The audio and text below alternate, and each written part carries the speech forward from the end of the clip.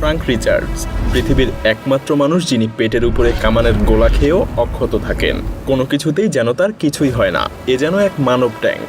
হ্যাঁ, আজ এক অবিশ্বাস্য যাত্রা শুরু করতে চলেছি আমরা, যেখানে বাস্তবের গণ্ডির বাইরে গিয়ে দেখা হবে কিছু মানুষের সাথে যারা কল্পনাকেও হার মানায়। যেমন কির্বি রয়, যিনি ব্যথা অনুভব করেন না, নরমান গ্যারি, যিনি মৌমাছিদের সাথে মিলেমিশে যান, জঙ্গলের রাজা থেকে শুরু করে হিউম্যান ব্যাটারি, কোনো কিছুই বাদ যাবে না। আর আরও অনেকের গল্পই আছে এই তালিকায়। তো কথা না বাড়িয়ে চলুন জীবন্ত সব সুপার হিউম্যানদের কারসাজি স্বচক্ষে দেখে আসা যাক। প্রথমেই আসি এমন একজনের কথায় যার কথার ধরন আপনাকে চমকে দেবে, জন সোভিয়ার অসনো। মজার ব্যাপার হলো তার গোপন ভাষা শুধুমাত্র রিওয়াইন্ড বা রিভার্স বাটন চাপলেই বোঝা যায়। Look at me. I am speaking backwards. জনের আছে এমন এক বিশেষ ক্ষমতা যার মাধ্যমে তিনি উল্টোভাবে কথা কিংবা গানও গাইতে পারেন। তার এই ক্ষমতা তিনি আবিষ্কার করেন যখন 5 বছর বয়সে তিনি দুর্ঘটনাবশত একটা রেকর্ড উল্টোভাবে প্লে করেছিলেন। এখন 55 বছর বয়সে পা রেখে জন শুধুমাত্র উল্টোভাবে চিন্তা বা কল্পনাই করতে পারে না, বরং তাৎক্ষণিকভাবে শব্দ, বাক্য, এমনকি পুরো গান উল্টো করে বলে দিতে পারেন। অনেকেই যেখানে স্বাভাবিকভাবে গান গাইতেই কষ্ট হয়, সেখানে জন একটা পুরো গান উল্টোভাবে গাইছেন। ভাবা যায়। Dashing through the snow, and on horse open sleigh, o'er the fields to go. কিন্তু জনই একমাত্র ব্যক্তি না যার এমন অদ্ভুত ক্ষমতা আছে। পরিচিত হন মিশেল ললিতোর সাথে, যাকে ডাকা হয় মিস্টার ইট অল নামে, মানে যে সবকিছুই খেতে পারে। কিভাবে এটা সম্ভব? হ্যাঁ, এই জনের পাকস্থলীতে এমন শক্তিশালী অ্যাসিড আছে যা তাকে প্রতিদিন প্রায় 1 কেজি ওজনের ধাতু খেতে সাহায্য করে। জীবনের নানা সময়ে তিনি সাইকেল থেকে শুরু করে শপিং কার্ট, কম্পিউটার, এমনকি একজোড়া স্কি পর্যন্ত খেয়েছেন। সৃষ্টিকর্তাই ভালো জানে তার টয়লেট কেমন হতো। তবে এখানেই শেষ না। তার জীবনের সবচাইতে বড় খাবার ছিল পুরো আস্ত এক বিমান, যা তাকে টানা 2 বছর ধরে খেতে হয়েছিল। এবং সবচাইতে অবাক করা ব্যাপার হলো তিনি মারা যান প্রাকৃতিক কারণে, কোনো পেটের রোগ ব্যাধিতে নয়।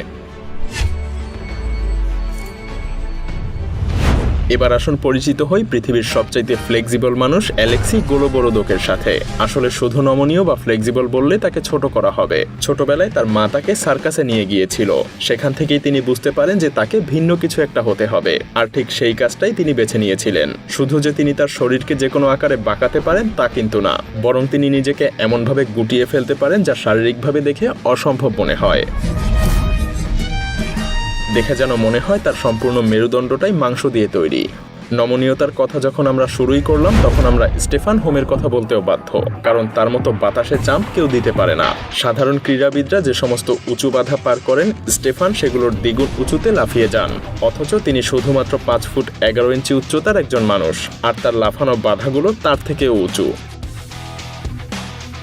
এমনকি তিনি কিংবদন্তি বাস্কেটবল তারকা লেব্রন জেমসের লাফানোর উচ্চতাকেও ছাড়িয়ে যান। এ যেন অসম্ভব এক দক্ষতা।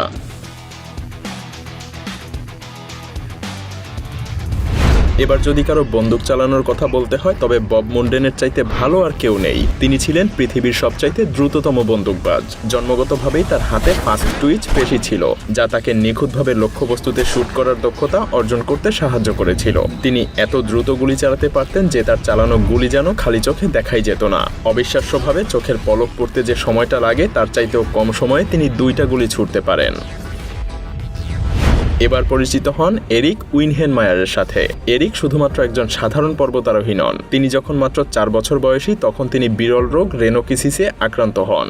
আর 13 বছর বয়সে তিনি সম্পূর্ণভাবে অন্ধ হয়ে যান। এটা এমন একটা রোগ যা অধিকাংশ মানুষের জন্যই ভীষণ হতাশার কারণ হতে পারে, কিন্তু এরিকের জন্য কোনো বাধাই খুব একটা বড় না। অবিশ্বাস্যভাবে তার অন্ধত্ব তাকে পাহাড়ে চড়া থেকেও থামাতে পারেনি। ভাবুন, এই সমস্ত কাজ তিনি করে যাচ্ছেন কোনো কিছু না দেখেই। এবং তার থেকেও অবাক করা ব্যাপার হলো, এরিক পৃথিবীর প্রতিটা মহাদেশের সর্বোচ্চ পর্বতচূড়ায় আরোহণ করার গৌরবও অর্জন করেছেন। এমনকি 2001 সালে এরিক 29,000 ফুটেরও বেশি উচ্চতায় উঠে প্রথম অন্ধ ব্যক্তি হিসেবে মাউন্ট এভারেস্টের চূড়ায় পৌঁছেছিলেন।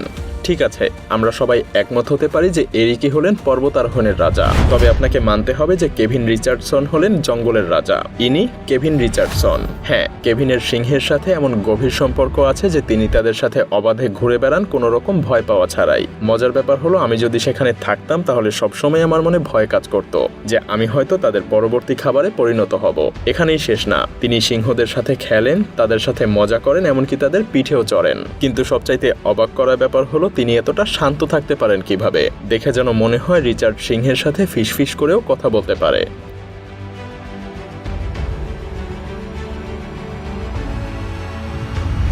কিন্তু নরম্যান গ্যারির প্রাণীদের সাথে যেন আরও ভালো বোঝাপড়া, কারণ তিনি মানুষকে ভয় পাইয়ে দেওয়া এমন এক প্রাণীকে নিয়ন্ত্রণ করতে পারেন যা চোখে না দেখলে যেন বিশ্বাসই করা যায় না। 40 বছরেরও বেশি সময় ধরে মৌমাছি নিয়ে গবেষণা করার পর নরমান বুঝতে পেরেছেন যে কিভাবে তাদের নড়াচড়া নিয়ন্ত্রণ করা যায়। এখানে আসল রহস্যটা কি? মজার ব্যাপার হলো তিনি নিজেকে এমন এক ধরনের হরমোন দিয়ে ঢেকে ফেলেন যা মৌমাছির রানী ব্যবহার করে, তাই মৌমাছিরা ভাবে যে নরম্যানই তাদের রানী। এই পদ্ধতিতে তিনি 1 লাখেরও বেশি মৌমাছি দিয়ে নিজের পুরো শরীর ঢেকে পুরো শহর জুড়ে ঘুরে বেড়াতে পারেন, আর আশ্চর্যজনকভাবে একটা মৌমাছিও তাকে হুল ফুটায় না। নরম্যানের এই ক্ষমতা বিশাল, কিন্তু তার পরবর্তী ক্ষমতাগুলো যেন আরও অবিশ্বাস্য। এমন একজন ব্যক্তি আছেন যিনি তার শরীরের মধ্যে দিয়ে লাখ লাখ ভোল্ট বিদ্যুৎ পরিচালনা করতে পারেন, আরেকজন বেঁচে যেতে পারেন পেটের মধ্যে একটা আস্ত কামানের গুলি লাগার পরেও। কিন্তু তার আগে আপনাকে বলি সেই ব্যক্তির কথা যিনি সাপের বিষ প্রতিরোধী। 20 বছরেরও বেশি সময় ধরে এমফ্রেড নিজের শরীরে সামান্য পরিমাণ করে সাপের বিষ ইনজেক্ট করে যাচ্ছেন, যার ফলে তিনি পৃথিবীর সবচাইতে ভয়ঙ্কর সাপের বিষও সহ্য করতে সক্ষম হয়েছেন।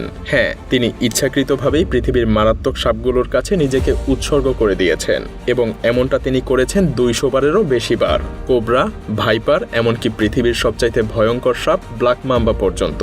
অথচ এই সকল বিষাক্ত সাপের মাত্র 2 ফোঁটা নিলেই মৃত্যু অনিবার্য। এমফ্রেড বলেন তার দেহে ব্ল্যাক মাম্বার বিরুদ্ধে লক্ষ লক্ষ অ্যান্টিবডি আছে। ভাবা যায়। কিন্তু এই এমফ্রেডই একমাত্র ব্যক্তি নন যিনি তার সর্বোচ্চ সীমা পার করেছেন। সাপের কামড়ে যেখানে মৃত্যু অনিবার্য সেখানে এই ব্যক্তি বিদ্যুৎ নিয়ে খেলছে। বিবা, তিনি এমন একজন মানুষ যিনি মিলিয়ন ভোল্টের শকও সহ্য করতে পারেন, শরীরে বিদ্যুৎ সঞ্চিত করতে পারেন, এমনকি খালি হাতে রান্নাও করতে পারেন। হ্যাঁ, আমি ঠিকই বলছি। হিউম্যান ব্যাটারি নামে খ্যাত বিবা জন্মেছেন এমন ত্বক নিয়ে যেখানে কোনো ঘামগ্রন্থি নেই, যার ফলে তার ত্বক একদম শুকনো থাকে। এ কারণেই তিনি এমন উচ্চ ভোল্টেজের বিদ্যুৎ সহ্য করতে পারেন যা অন্যদের জন্য প্রাণঘাতী হতে পারে।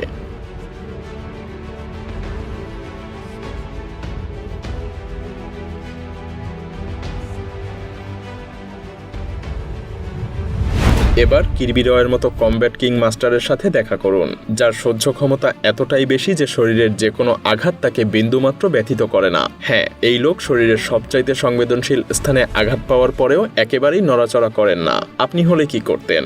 তবে রয় সবচেয়ে বেশি পরিচিত তার ঘাড়ে প্রচণ্ড আঘাত সহ্য করার জন্য, যা যে কারোর জন্য অসম্ভব। তবে এরপরেও তিনি আরও এক ধাপ এগিয়ে গেছেন। তিনি প্রশিক্ষিত আমেরিকান গ্ল্যাডিয়েটরদেরকে ভাড়া করেছেন যাতে তারা তার সর্বোচ্চ সংবেদনশীল স্থানে সর্বশক্তি দিয়ে প্রচণ্ড আঘাত করতে পারে।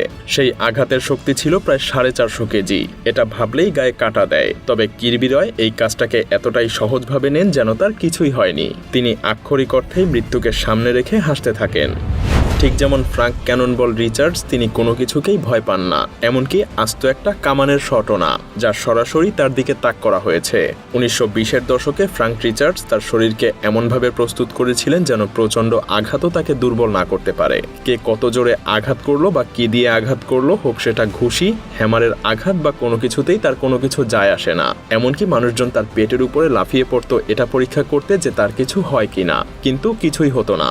একবার তো তিনি সাহস করে হেভিওয়েট চ্যাম্পিয়ন জ্যাক ডেমসির একটা আঘাতও সহ্য করেছিলেন, এবং সেই আঘাতও তার কোনো ক্ষতি করতে পারেনি। কিন্তু তার সবচাইতে চরম কীর্তি হলো 47 কেজি ওজনের একটা কামানের গুলি দিয়ে তিনি আঘাতপ্রাপ্ত হয়েছিলেন, এবং তার ক্যারিয়ারের শীর্ষ সময়ে তিনি দিনে 2 বার এই পাগলামো করতেন। ভাবতে পারেন, ফ্রাঙ্ক ছিলেন যেন আস্ত এক মানব ট্যাঙ্ক।